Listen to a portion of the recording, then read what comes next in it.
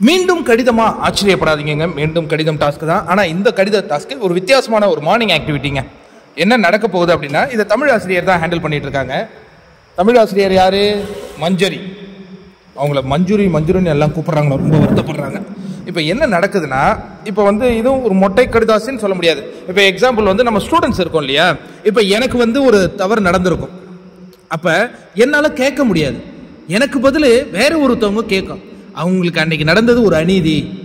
இப்போ எக்ஸாம்பிள் வந்து ராணவுக்கும் சத்யாவுக்கும் சண்டை நடந்ததுன்னா, இதில் ஒருத்தவங்க பாதிக்கப்பட்டிருப்பாங்களே, பவித்ரா, அவங்க என்ன பண்ணாங்க? லவ் தான் பண்ணாங்க, 2 பேரும் பண்ணாங்க, ஒருத்தவங்களை பண்ணாங்க. அதே மாதிரி ஒரு பார்வை இருக்கு இல்லையா. இப்போ பாதிக்கப்பட்டவங்களுக்காக நம்ம வந்து எழுதணும், கடிதம் எழுதணும். இப்படி தான் அவங்க சொல்றாங்க.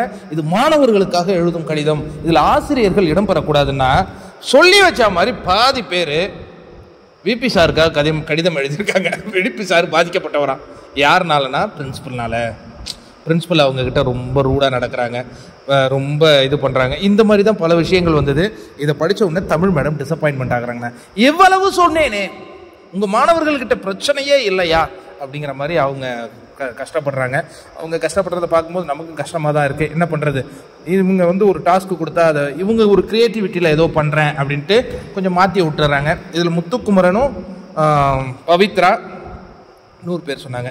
3 பேரும் வந்து பிழை இல்லாமல் கடிதம் எழுதியிருக்காங்களாம். மற்றவங்கெல்லாம் பிழையுடன் எழுதியிருக்காங்க அப்படிங்கிற அந்த கருத்தையும் சொல்லியிருந்தாங்க. ஆனால் இன்றைக்கி தமிழ் எழுதுவது அவ்வளவு கடினமாக இருக்குல்ல, என்ன பண்ணுறது?